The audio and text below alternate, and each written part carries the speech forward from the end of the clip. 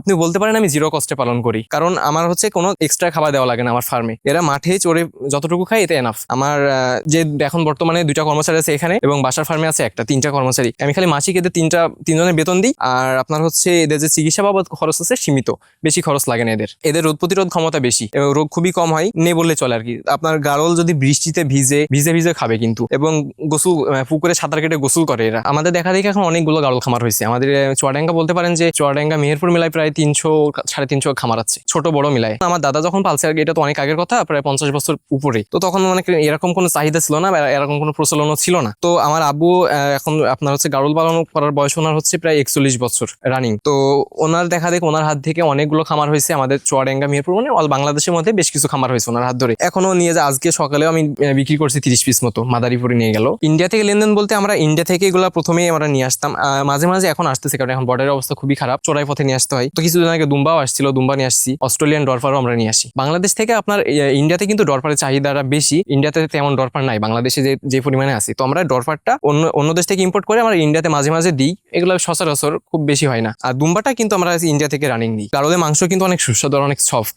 আর এদের মাংস কেজি আমরা 1000 থেকে 1200 টাকার মধ্যে বেচা কেনা করি। তো অনেক দেখা যায় অনেক অসৎ ব্যবসায়ী আছে যারা যে খাসির মাংস বলে গাড়লের মাংস দিয়ে দেয়, কিন্তু কোনো মানুষ বুঝতে পারে না, কারণ এদের মাংস হচ্ছে অনেক সফট, একটু মিষ্টি মিষ্টি ভাব আছে। আর এদের হচ্ছে মাংসে কোনো রিয়াকশন নাই আর কি। এই একই ছাগলের মাংস গাড়লের মাংস সেম দাম, 1000 থেকে 1200 টাকার মধ্যে বেচা কেনা হয়। এটা মোটে 11 থেকে 12 মাস মতো বয়স হয়েছে, এখনো দাঁত হয় নাই আর কি, 14 মাসে দাঁত ফেলা এরা। এই লেজটা দেখেন, মাটি থেকে 1 আঙ্গুল বেশি থাকবে লেজ, মাটিতে লেজ থেকে চলে যায়। এটা একদমই পিওর, কিন্তু এটা মুন্ডি বাচ্চা। এটা আমাদের বর্ডার থেকে আসে। আবার অস্ট্রেলিয়ান ডরফার আছে এই যে একটা, এটা আমাদের হচ্ছে গাড়লদের ক্রস করানোর চিন্তা ভাবনা নিয়েছিলাম, এবং অনেকে নেয়, চাহিদা কম বেশি রাখতে হয় আর কি। ফিমেলও আছে আমাদের কাছে, দুম্বাও আছে। তো এটা একটু মাঝে অসুস্থ হয়েছিল, এই জন্য স্বাস্থ্যটা অনেক নরম হয়ে গেছে। কারণ তাছাড়া এগুলো লাইভ ওয়েট থাকে 90 কেজি 95 কেজি এমন লাইভ ওয়েট থাকে এগুলার।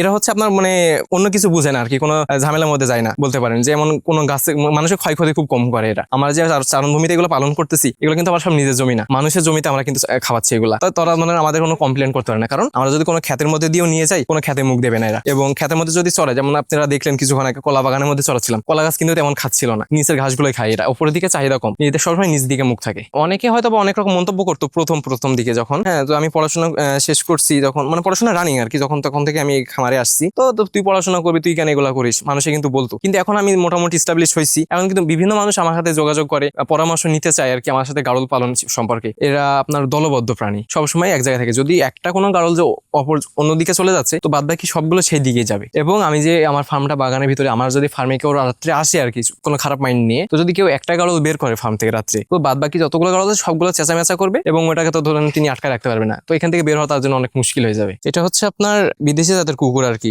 Indian লারবাডর red tipper. এটা হচ্ছে আমার ফার্ম পাহারা দেয় রাত্রে, এটা ছেড়ে রাখি, কারণ আমার ফার্মটা হচ্ছে বাগানের ভিতরে। তো রাত্রে টাইম আপনার হচ্ছে শিয়াল টিয়াল যাতে না ঢুকতে পারে ভিতরে, অন্য কোনো যাতে পশু পাখি না ঢুকতে পারে আর কি, পশু আর বাইরে কোনো মানুষজন আসতে পারবে না। প্লাস সিসিটিভি ক্যামেরা লাগানো আছে, তারপরেও এটা থাকলে পারে আমাদের জন্য আরো বেশি ভালো হয়। এটা আপনার হচ্ছে ইন্ডিয়ান নাগপুরি জাতের পাঠা, রাজস্থানী। হ্যাঁ, এই যে শিং দেখেন, এখন তো মাশাআল্লাহ ভয়ঙ্কর, এখন মহিষের মতো শিং। হ্যাঁ, এটা বয়সে 8 দাঁত। না, এরা মানুষের দিকে যে ক্ষিপ্ত হবে বা মানুষকে ক্ষতি করবে এরকম কোনো সম্ভাবনা নাই। তবে পর্যাপ্ত পরিমাণে মা গাড়ল থাকতে হবে, কারণ এদের যে একটা প্রজননের চাহিদা থাকে আর কি, এই চাহিদাটা পূরণ হইতে হবে এদের।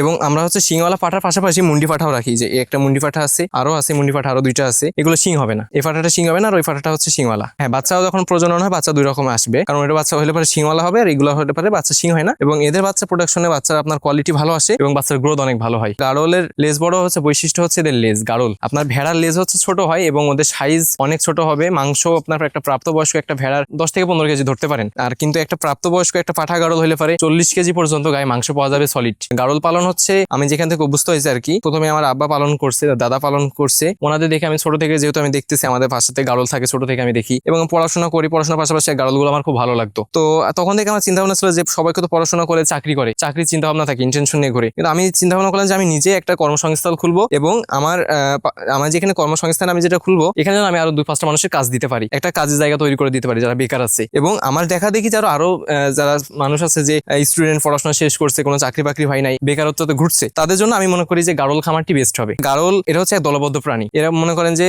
খুবই শান্ত স্বভাব এবং এরা চারণভূমিতে খেতে পছন্দ করে।